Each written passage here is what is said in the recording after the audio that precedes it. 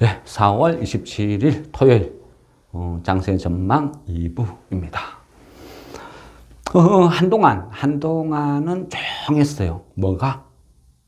공모주 도박판이 공백이 있었거든요. 그런데 이제는 다음 주 화요일 되면 4월 30일 되면 제1 MNS 또 하나가 등록이 돼요. 그러다 보면 개인들 또 도박하러 몰려가겠죠. 몰려가면 월요일 오후부터 증세가 나타날 거예요. 어떻게? 개인들이 제일 MNS 화요일 아침에 그죠? 한판 두드리러 가야죠. 포커판에 참여를 해야 돼요. 그러면 도박 자금을 미리 마련을 해야 되겠죠. 시초가부터 달라붙으려면. 그러면 월요일 오후부터 장은 슬금슬금 개별 종목들은 빠질 가능성이 크다 봐야 되겠죠. 그래 보면요. 밤사이에 다우 나스닥 와 올랐다고 월요일날 아침에는 플러스로 강하게 개인들이 토요일, 일요일 주식에 굶주렸죠. 막 금단 정세를 일으켜요. 그 월요일 아침 되면 왁 덤벼들겠죠. 그럼 장이 강하게 플러스에서 출발할 거예요. 그러다가 오후 되면 찌끔 빠질 가능성이 훨씬 높다. 왜? 제일 MNS 화요일 공모주 등록되니까 도박하러 가야 되니까. 과거의 흐름을 보고 예상을 하는 거죠. 그럼 내가 뭔가 매수를 노린다 하면 어떻게 되겠습니까? 어떻게 하는 게 가장 유리할까요? 월요일 아침에 고점에 따라잡는다. 이게 어찌 보면 가장 최악일 수 있겠죠. 결국은요, 따지고 보면 화요일 매수를 하는 게 어찌 보면 싸게 잡을 수 있는 훨씬 유리한 조건이 된다. 장의 흐름은 그렇게 보인다는 거죠. 그죠? 이제까지 계속 그런 반응을 보였으니까 이제는 그렇게 대응을 해야 된다는 거죠. 왜 말씀드리느냐? 밤사이 금요일 다우나스닥 올랐다고 월요일 아침 시초가부터 금단 정세 일으켜서 확 덤벼들면 낭패를 볼 수도 있다. 이렇게 말씀을 드리는 거예요. 5월달은요. 5월달은 또 공모주가 엄청 많아요. 막 그냥 도박 어떤 장세에 5월이 될 수도 있다는 거예요. 그 HD 현대 마린 솔루션 얘가 그 지금 시가총액이 2조 넘기겠죠. 또 개인들이 막 도박금 벌이고 기관들이 막 조작질하고 하면 뭐 4조 5조도 될 수 있어요. 이런 것들은요, 그들만의 문제가 아니거든요. 시중에 있는 돈을 계속 빨아먹어요. 고객 예탁금은 안 들어오는데 기존에 있는 돈을 계속 갈라먹기 하는 거예요. 우리가 이따만한 피자 하나를 10명이 갈라먹다가 시장에서 계속 야 신입이야 한 명 들어와. 야 신입이야 한 명 들어와. 어느 순간 보니까 피자 하나인데 11명이 갈라먹고 12명이 갈라먹고 13명이 갈라먹고 어느 순간 되니까 200명이 갈라먹고 있어. 그러면 그죠? 피자 이 한 판을 10명이 먹다가 200명이 갈라먹고 있으니까 내한테 돌아올 게 어디 있어요? 그러니까 요즘은 주식을 해서 수익 내기가 힘든 거예요. 무지무지 힘든 거예요. 가면 갈수록 더 그래요. 그런데 이 기관이란 이 나쁜 놈들이 계속 지금만 살겠다고 계속 밀어요. 야, 요즘 개인들 신규 공모주에 완전히 미쳤어. 정신 나가버렸어. 막 집어넣으면 무조건 100%, 200% 무조건 뭐 따따블은 기분이야. 흥행 성공이야. 그러니까 무조건 막 다 등록시켜. 지금 물 들어올 때 노조 넣는다고 다 넣어. 개인들이 알아서 다 받아줘. 아무 걱정하지 마. 이것저것 막 집어요. 막 이래 적당히 눈치 보다가 이제는 막 시가총액이 1조, 2조 막 이래 되는 메이저급들도 야 지금 아니면 절대 높은 가격에 등록 못한다. 개인들이 완전히 막 미쳐 있을 때 지금 무조건 하자. 끝없이 들어올 거예요. 그럼 어떻게 돼요? 장은 점점 어려워져요. 돈은 없는데.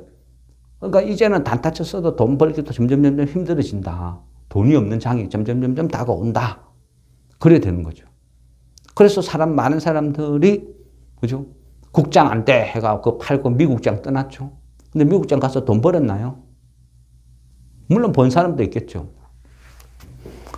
그만큼 어려운 거예요. 지금 장이 그렇다는 거예요. 그래서 거기에 맞춰서 대응을 해야 된다. 그만큼 위험하다. 그러니까 절대 현금 있다고 자꾸 초제하고 주식 살려고 안달하고 막 이러면 절대 안 된다는 거예요. 망할 수가 있어요. 지금 흐름 자체가 그래요. 장이. 그래서 현금 보유는 필수예요. 필수. 그 현금을 갖고 있는 거를 뭔가 주식을 살려고 자꾸 안달을 부리면요.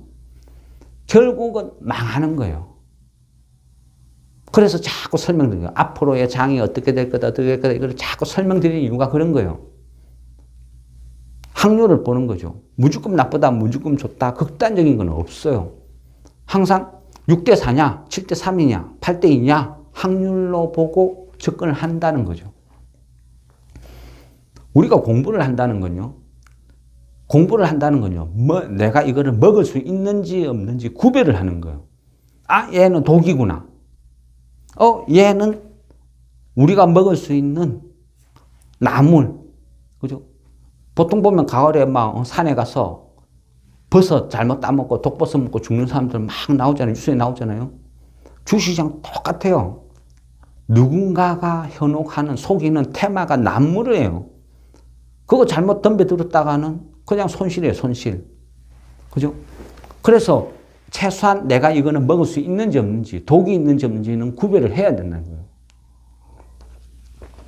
그래서 공부를 하는 거죠. 원래요, 저 역시도 똑같아요. 어떤 주식 모임 이런 데 가면요. 단타 치는 사람들 확 모여 있는 사람들. 아니면 자기네들이 어떤 테마가 강한 형성이 돼서 그 테마에 올인했는데 물렸어. 근데 그 종목을 나쁘게 이야기하면 막 죽이려고 대들죠. 그러면 알아서 해라 하고 마는 거죠. 공부를 하는 이유는 그런 거예요. 그러면 지금, 그죠? 우리 회원님 질문 중에 하나. 왜 갑자기 중동 조용해요? 끝났어요? 이제 신경 안 써도 되나요? 신경은 써야죠. 그럼 지금 어떤 상태죠? 앞전에 말씀드렸잖아요. 이란이 지금 전쟁을 할 수 있는 능력도 체력도 안 된다 그랬잖아요. 이란 입장에서. 그러니까 어쩔 수 없는 거예요. 그렇다고 주변에서 딱 지키는 보고 있어. 야, 네가 맹주라며, 시아파 맹주라며. 근데 이스라엘한테 얻어 터지고 가만히 있어? 쪽팔리죠. 근데 한 대 때리러 갈라 하니까 자신은 없어. 괜히 한 대 때리다가 아예 맞아 죽을 것 같아. 그래서 어떻게 했어요? 이란이 먼저 선제 공격을 하니까 이스라엘은 어땠어요? 방공망으로 막 다 막았죠. 방어를 다 해냈어요. 드론도 다 폭발시키고 미사일 날라오는 거 아이언돔으로 다 방어를 했어. 그리고 그 다음에 보복 공격을 했죠. 이스라엘이 공격을 했어. 근데 이스라엘에서 복수를 했다 하는데 이란은 뭘 했어요? 나는 안 맞았거든. 나는 한 대도 안 맞았거든. 그죠? 예, 죄송합니다. 쫄랑대지 말아요. 어쨌든 그랬어요. 나는 안 맞았거든. 그건 뭐죠? 이스라엘은 나는 때렸다 하는데 이란은 나는 안 맞았다고 막 그래요. 근데 그럼 어떻게 해요? 전쟁이 안 되는 거죠. 이스라엘은 나는 때렸다 하는데 이란은 나는 안 맞았다 그래요. 안 맞았는데 보복 공격할 필요가 없잖아요. 지금은 이 상태예요. 그래서 조용한 거예요. 일단은 이스라엘은 공격했는데 이란은 안 맞았다 하니까 지금 갑자기 이건 뭐야? 해가 멍 때리고 있는 거예요. 중요한 건 뭐죠? 이란은 맞았고도 안 맞았다 말할 수밖에 없는 입장. 그러니까 맞고도 안 맞았다 하는 입장에서 공격할 수는 없겠죠? 확률상. 그럼 문제는 뭐냐? 이스라엘의 네타냐후 총리, 이 사람의 선택이 남아있는 거죠. 뭐랬어요? 이 사람은 지금 현재 비리 혐의로, 현직 총리 최초로 비리 혐의로 기소가 되어 있다. 평화가 오면, 전쟁이 끝나고 평화가 오면 어찌 되겠어요? 처벌을 받든 구속이 되든 아니면 탄핵을 당하든 본인한테는 좋을 게 하나도 없어요. 이 자리를 계속 유지하려고 하면 어떻게 돼요? 계속 긴장을 고조시켜야 돼요. 그래서 내가 구속당하느니 어디든지 그냥 뭐 주변에 한번 또 불러고 만만한 놈 있으면 가서 한 대 쥐 박아야 돼요. 계속 긴장을 유지시켜야 돼요. 그러려면 어떻게 해야 돼요? 긴장을 유지할 만한데 라파 이런 데나 어디 또 한 대 가서 시비를 걸려고 막 하겠죠. 이게 무서운 거예요. 어떤 국가든지요. 전체가 집단 체면 이렇게 해서 싸우는 경우는 없어요. 항상 어떤 지도자 한 사람의 패착으로 그죠? 격동의 전쟁 소용돌이로 휘몰아 들어가는 거죠. 그 지금은 이란보다는 이스라엘의 행동이 더 무서운 거예요. 또 이스라엘이 어느 누군가한테 시비를 건다, 뭐 라파 이런 데 진입을 한다, 이러면 심각하게 또 생각해야죠. 그럼 이럴 때는 어떻게 한다?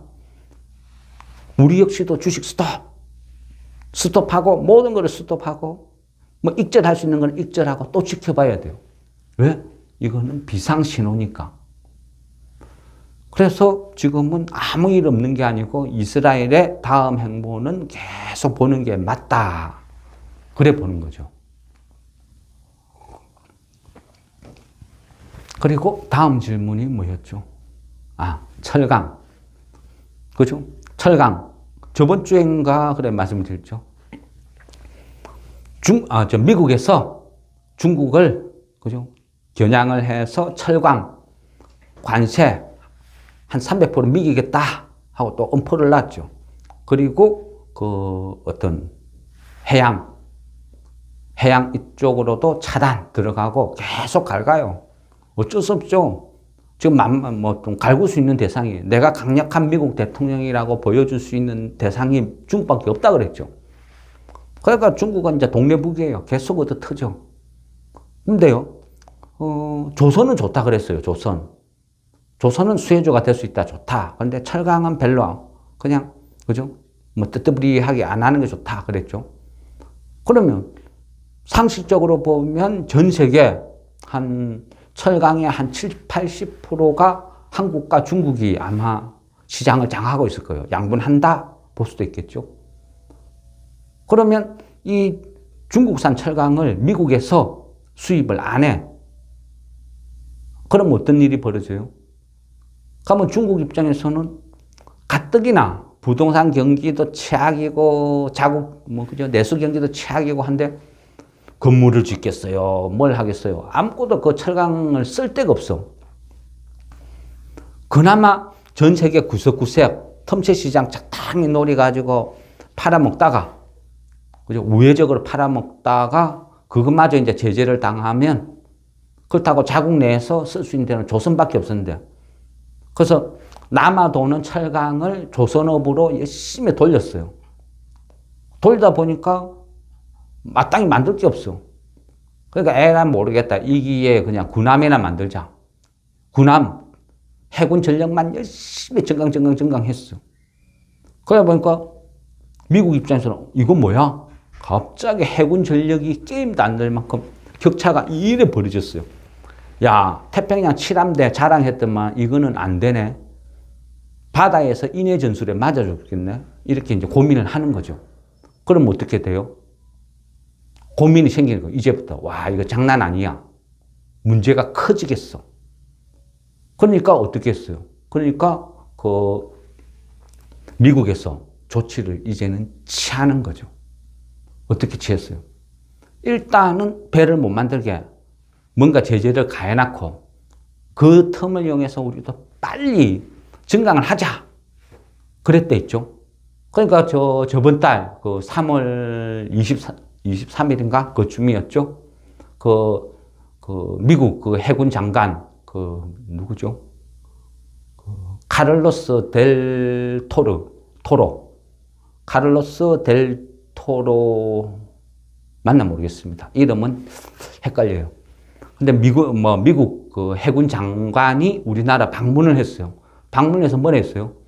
군함 건조, 미국의 군함 건조 관련 어떤 협조, 이런 뉘앙스를 풍기고 갔단 말이죠. 그러다 보니까 기존의 친환경 선박 수주도 막 넘쳐나는데 또 미국 군함까지 만들게 되었어. 그런데 또 달러도 강세야. 달러 강세인데다가 중국마저 완전히 차단을 해버리니까 철강 가격은 또 급락을 해. 수에 막 어떤 호재가 넘쳐나죠. 그러니까 뭐 조선주는 괜찮다. 뭐 이거든 저거든 조선 기자재든 그죠? 뭐 배 만드는 집필도 배 만드는 회사 뭐 이런 것도 괜찮고 그것도 아니면 뭐 성강밴드나 뭐 이런 기자재 이런 회사도 좋다. 뭐 한두 종목 들고 있어도 된다. 그러니까 요즘 그죠? 대양전기공업도 꼬물꼬물 올라가는 이유가 그런 식으로 볼 수도 있다는 거예요. 어쨌든 조선은 좋다. 근데 철강은 안 좋다. 철강은 왜 안 좋아요? 예전에 한번 말씀 안 드렸나요? 철강은요, 미국이란 나라는 특별해요. 특별하다기보다는 약간 행폭. 이거, 어떤 무역에 관해서 예전에 그 슈퍼 301조 이런 거 한번 설명드렸잖아요. 철강도 보면, 그 철강에 보면 그 어떤 미국 자국 내에 232조라는 어떤 그 철강 관한 어떤 강력한 법이 있어요. 그냥 갈구는 거예요, 갈구는 거. 특히 선거 때. 그럼 우리나라는 지금 어떻게 돼가 있어요? 트럼프 때 제재를 받았죠. 트럼프 때 제재를 받아가 트럼프는 악랄하죠. 뭐라고 했어요? 한국산 철강에, 그죠? 제재를 가하면서, 야, 너가 벌금 뚫으말래? 벌금 뚫으말래? 안 그러면 물량 축소할래? 네가 골라. 딱밥 맞을래? 땡꼬 맞을래? 하나 골라. 그렇게 했죠. 그러니까 우리나라가 뭐라 했어요? 딱밤이나 땡꼬나 똑같은데. 근데 어쨌거나 고민했어요. 아이고, 그래, 알았어. 벌금 내느니 그냥 커트 축소할게. 오케이. 너가 커트 축소 했으니까 앞으로 한국산 철강이 미국에 수출하는 총량 한 263만 톤. 여기까지만 무관세야. 여기까지만 무관세. 나머지부터는 너가 세금 엄청 내야 돼. 약속했다. 이 관계예요. 그러면요. 이러거나 저러거나 우리는 263만 톤까지만 돈이 되지. 그 이상 수출해봐야 남는 거 하나도 없어요. 소위 개고생하고 남는 건 없다. 그럼 미국 입장에서 중국을 막 갉았어. 철강 관세 때렸어.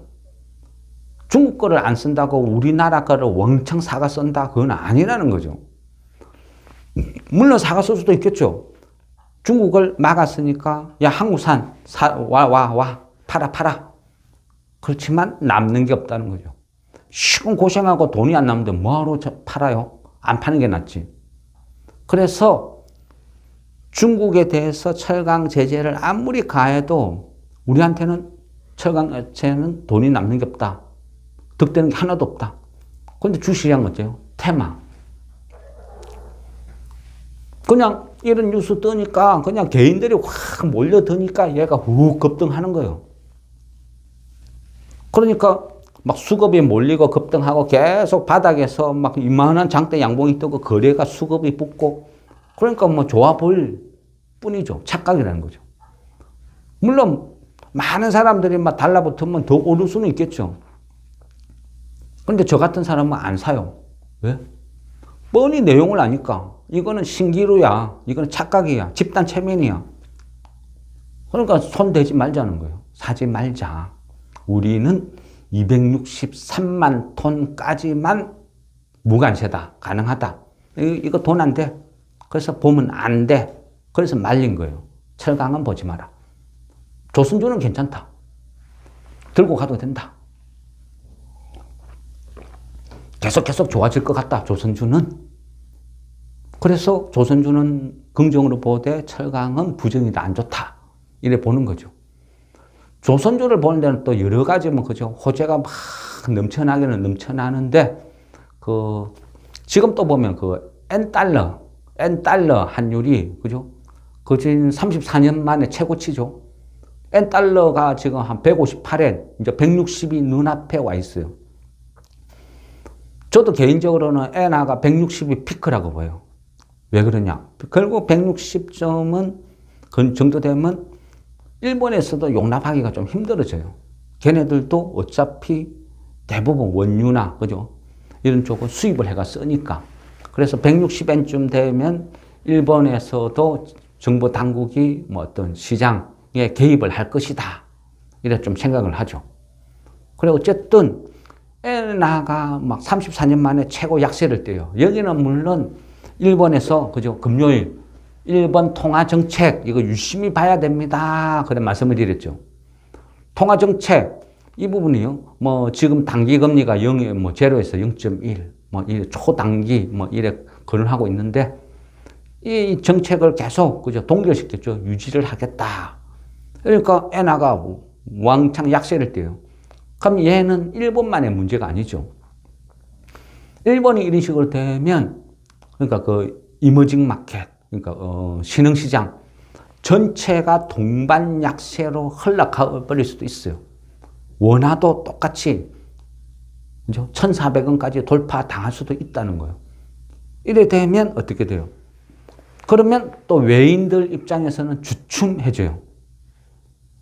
우리 미국장 투자하는 사람들 많죠? 미국장에 투자하는 사람들 입장에서 어떻게 해요? 달러를 비싸게 주고 사서 미국 주식을 사는 거죠. 그러니까 한 차 손까지 안고 들어간다. 이래 봐야 되는 거예요. 외인들 입장에서도 우리나라 주식을 살 때는 똑같은 상황이 되겠죠. 근데 반대로, 어느 선 한 1,400원까지가 맥스다 싶으면 오히려 한 차익을 얻을 수 있는 저로의 찬스도 될 수 있는 것이고, 이 마지노선을 어디까지 둘 것인가. 그러면 이 엔화가 어떻게 될 것인가? 160엔을 돌파당해서 계속 치고 나간다면 IMF 때 같이 동남아시아에서 망하는, 무너지는 국가가 나올 수도 있어요. 그만큼 무서운 거예요. 지금은. 근데 문제는 뭐다? 헤지펀드. 이 헤지펀드들이 엔화를 집중적으로 공략을 하고 있어요. 지금 현재 움직임이 아니고 앞으로가 불안하다는 거죠.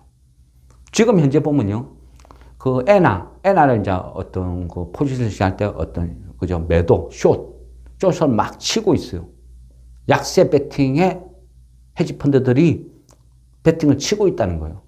이게 한 계약건을 보면 한 18만 4천 건 정도가 지금 되어 있어요. 그러면 18만 4천 건 그게 뭔데? 그거는요. 2006년 이후에 최대로 많은 거예요. 국제 헤지펀드들이 무차별적으로 지금 엔화 약세에 막 계속 배팅 치고 있다는 거예요. 이게 무서운 거예요. 항상요, 대혼란, 위기는 처음부터 바로 딱 나타나는 게 아니라는 거죠. 대부분 사람들은 몰라요. 뭐가 뭔지도 모르고 그걸 가만히 있다가 나중에 폭락 하다 보면 왜 그제서야 당하는 거죠. 그래서 항상 위험 신호가 나타나면 미리 알고 몸을 사려야 돼요. 피해야 돼요. 사람들이 테마에 열광하고 막 한호하지만 지금 익절 해가 현금 비중 이만큼 늘려놔야 된다 할 때는 다 이유가 있는 거죠. 물론요, 많은 악재들이 소리 소문 없이 조용히 넘어가는 경우도 있어요. 그럴 때는 많은 사람들이 그러지. 아이고, 저 겁쟁이 돌팔이. 주식 30몇 년 했다는 놈이 막 허구 하나 현금 비중 유지해라 어쩌라 저쩌라 비난하고 욕하죠. 그런 사람 많죠? 우리 유튜브에도 많고. 우리 많은 거 아니죠. 한두 사람이 그러죠. 몰라서 그래요. 저는 모든 걸 다 보거든요. 그러다 보니까 위험하다 싶을 때는 안 해요. 매매 안 하면 속 시원한데 주식 산다고 무조건 번다는 보장 없잖아요. 그러니까 확인을 하는 과정이에요. 지금 엔화 좀 매도 18만 4천 개. 이거 2006년 이후에 최대치. 이 헤지펀드들이 본격적으로 공격을 시작하나? IMF 때하고 비슷한 지금 일이 벌어지는 거 아니야? 이거 신경 쓰이는데 한번 확인하고 가자. 그래서 이야기하는 거죠. 현금 계속 유지해라. 현금 유지해라. 뭐 이런 이야기 막 국제 헤지 펀드들이 엔화를 계속 공격하고 있는데 지금 엔화가 마지노선이 얼마인데 여기서 뚫리고 미국 국채가 지금 금리가 4.7을 돌파했는데 이거는 위험 신호. 이런 거 이야기해봐야 귀에 안 들어와요. 당장 혼자 떠드는 거죠. 그런 일이 있었나? 조심하세요, 조심하세요. 에이구, 쟤는 습관적으로 맨날 조심하래. 짜증나. 쟤 때문에 기회 다 놓쳐. 저가 매수 기회 다 놓쳐. 그래 되는 거예요. 저도 알아요. 근데 그것까지 제가 완벽하게 컨트롤 해줄 능력도 그런 재주도 없어요. 저는 제가 보는 세상을 쭉 정리를 한 다음에 위험 요소를 찾아서 이거는 잘못하면 쫄딱 망할 수도 있다. 이건 데미지가 크겠다. 맞으면 엄청 아프겠다. 그럴 때 무조건 말리는 거예요. 미리 피해신을 시키는 거죠. 설사 겁 많은 돌팔이 방장이라고 욕을 먹어도 제 입장에서는 그렇게 리딩을 하는 게 맞다 싶으니까 그렇게 하는 거예요. 왜? 살아남는 게 우선이니까. 수익은 두 번째 문제죠. 첫째는요, 살아남는 게 우선이에요. 살아남는 사람이 강한 사람이고, 돈을 안 잃다 보면 벌어져 있어요. 저는 그렇게 생각해요. 그래서 자꾸 위험을 알리는 거예요. 근데 이런 이야기는 해봐야 감흥이 없겠다 싶으면 그냥 넘어가는 경우도 있어요. 그렇지만 계속 현금 들고 있어라, 현금 들고 있어라 하는 이유는 그렇다는 거죠. 지금 보면, 그죠? 어떤 그 뉴스나 이런 데 또 요즘 자주 등장하는 게, 그죠? 스태그플레이션, 그리고 또 하나가 에브리싱 랠리, 어쩌고 저쩌고 열심히 막 떠들어요. 그건 뭐냐? 결국 인플레이션 조짐이에요. 원자재가 막 급등을 한다. 우리가 피부로 느끼는 것은 그 기금속 가게 그런 데 가면 금 한 돈에 45만 원, 이게 대체 뭐야? 그런 걸요. 이게 대체 뭐야? 야, 내 금 한 100톤 있는데 이거 다 팔면 나는 떼돈 벌겠네. 나는 재벌이네. 와. 이래 생각하면 안 돼요. 주식쟁이는요. 그 기금속 가게 가가지고 지나가다가도 이래 금 한 돈 시세를 보면서도 생각을 해야 돼요. 이거 비정상적이야. 이거 위험 신호야. 올라가는 속도가 너무 가팔러. 그 말은 뭐죠? 누군가가 계속 사모고 있다는 뜻이죠. 금값이 올라간다는 것은 뭐죠? 위기. 뭔가 우리가 모르는 잠재적 폭탄이 터지기 직전이다. 그래서 누군가가 안전자산으로 엄청나게 지금 배팅을 치고 있다. 화폐 가치가 폭락을 하고 실물이 급등을 한다. 신호라는 거죠. 보통 보면 어떤 현상이 벌어져요? 첫째가 금이 오르고, 그 다음에 은이 오르고, 그 다음에 구리가 오르고. 지금 구리까지 진행이 됐죠. 그러니까 지금 구리 관련주들 막 급등 막 원자재들이 막 초급등을 하고 이상현상이 벌어지죠. 지켜보는 거예요.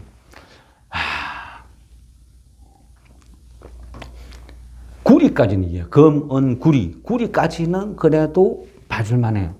왜? 구리까지는 지금 AI 때문에, 데이터 센터 때문에, 전력 수요, 전력망 때문에 충분히 어느 정도 이해가 돼. 그래서 그까지는 지켜보겠다는 거예요. 근데 그 다음은 뭐죠? 얘네들이 막 어떤 그 투기 자금들이 몰려와가지고 헤지 펀드들이 금, 은, 구리 공략했는데 마땅히 이제 얘들이 너무 비싸져서 마땅히 살 게 없어. 그럼 그 다음 수순은 니켈이 되고 알루미늄이 되고 넘어가는 거예요. 그러면 니켈, 알루미늄까지 이게 확산이 되기 시작하면 이거 진짜 위험 신호다. 이거 빨리 피신하고 봐야 되겠다. 판단을 해야 된다는 거예요. 그게 살아남는 방법이에요. 어쨌거나요, 시장은 아마존에서도, 그죠? 어떤 데이터 센터에 한 15조 투자하겠다. 그래요. 그리고 많은 빅테크가 AI에 어떤 지속적으로 계속 배팅을 치고 있어요. 그러다 보니까 이 테마는 살아있어요. 계속 강하게 움직이죠. 그런데 이런 위험 요소도 있다. 좋은 것만 보면 안 된다는 거예요. 나쁜 것도 지금 많이 숨어 있다.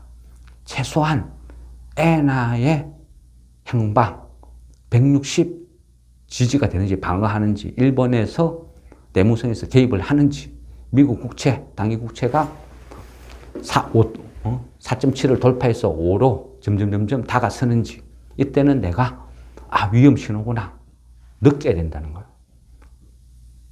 철강주는 왜 못 먹는 독이 있는 건지 기본적인 상식, 그죠? 기초 지식이 있어야 내 계좌를 지킬 수가 있는 거예요.